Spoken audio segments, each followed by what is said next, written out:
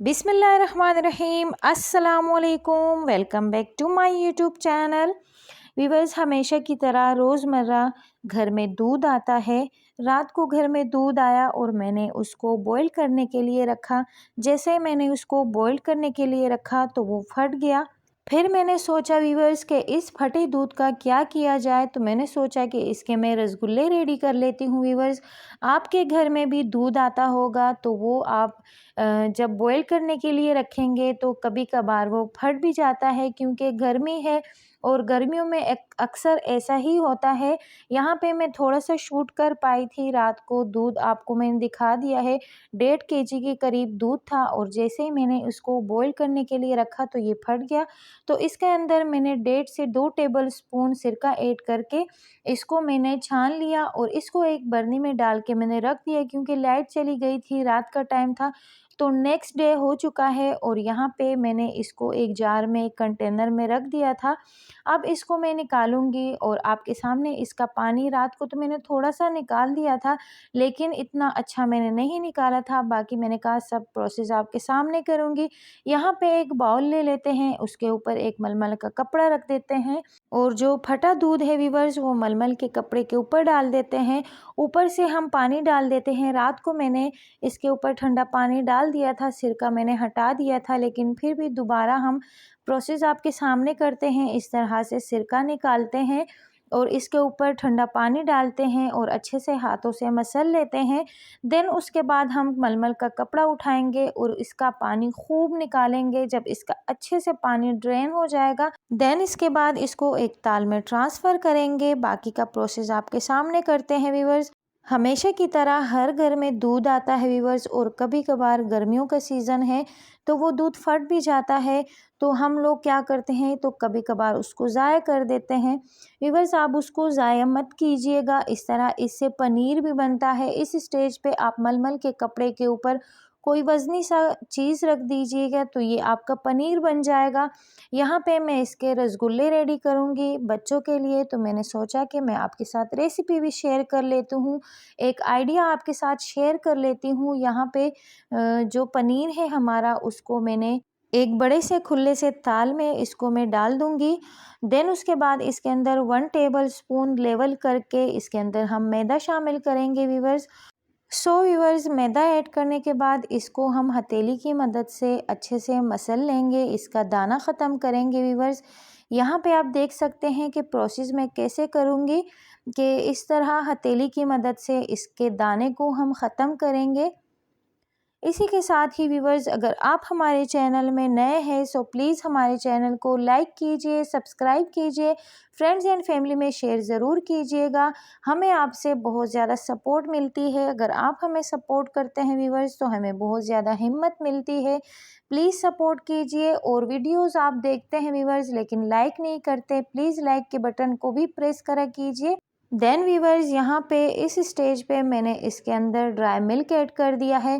पहले मैंने 1 table spoon मैदा add कर दिया था, उसको अच्छे से मैंने इसके अंदर मसल लिया। देन उसके बाद मैंने 1 table spoon dry milk add कर दिया, उसको भी हम अच्छे से मिक्स कर लेते हैं। जब पनीर रसगुल्ले के लिए रेडी होता है व्यूअर्स तो आपके हाथ जो है वो ऑयली हो जाते हैं, आपके हाथों में हल्का सा ऑयल महसूस होने लग जाता है। तो आपका पनीर जो है, ये देखें मेरे हाथ जो है वो ऑयली हो गए हैं, तो मेरा पनीर रेडी हो गया है।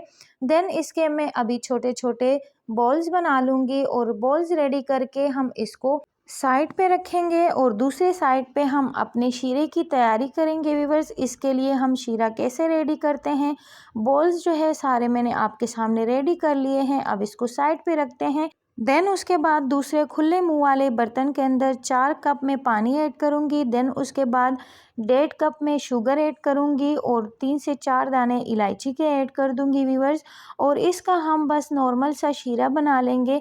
शीरा क्या, जब ये पकने लग जाएगा, बॉईल होने लग जाएगा, देन उसके बाद इसके अंदर हम अपने रसगुल्ले ऐड कर देंगे व्यूवर्स।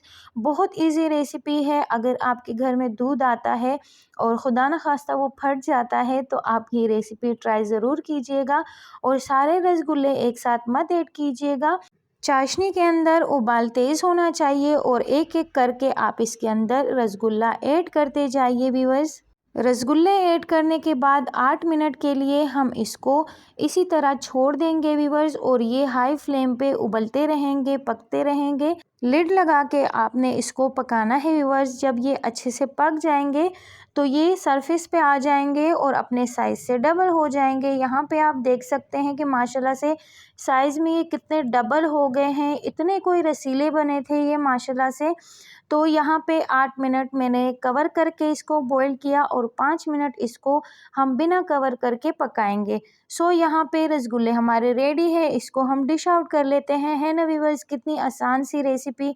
आप ये देख सकते हैं कितने मज़े के रसगुल्ले, बिल्कुल नरम मुलायम रसगुल्ले हमारे रेडी हो गए हैं। इसको हम सिरप के साथ ही सर्व करेंगे। अच्छा सा सिरप जो है, बिल्कुल परफेक्ट सिरप हमने इसके लिए रेडी किया था, और किसी भी चीज़ से आप इसको गार्निश कर सकते हैं। यहाँ पर मैं इसको पिस्ता लगा के गार्निश करूँगी व्यूअर्स। और यहाँ पे एक रसगुल्ला आपको चेक भी करवाते हैं। लाइट की थोड़ी कमी है व्यूअर्स, लाइट चली गई है, सो वीडियो अच्छी नहीं आई है, लेकिन मैंने आपको आइडिया देना था इसलिए मैंने ये रेसिपी शूट की है।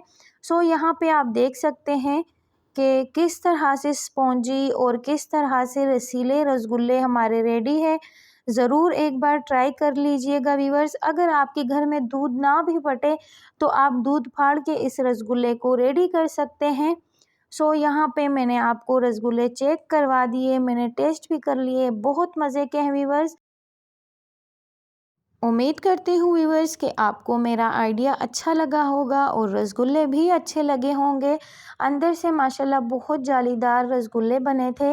दूध के अंदर कोई ख़राब टेस्ट नहीं था, बस दूध फट गया था। तो मैंने इसके रसगुल्ले रेडी कर लिए। आप देख सकते हैं अंदर से कितने जालीदार बने हैं। सो चलते हैं व्यूअर्स, आपसे इजाज़त चाहते हैं। अपना ढेर सारा ख्याल रखिए, मुझे दुआओं में याद रखिए। मिलते हैं किसी और इंटरेस्टिंग सी रेसिपी के साथ। अल्लाह हाफ़िज़।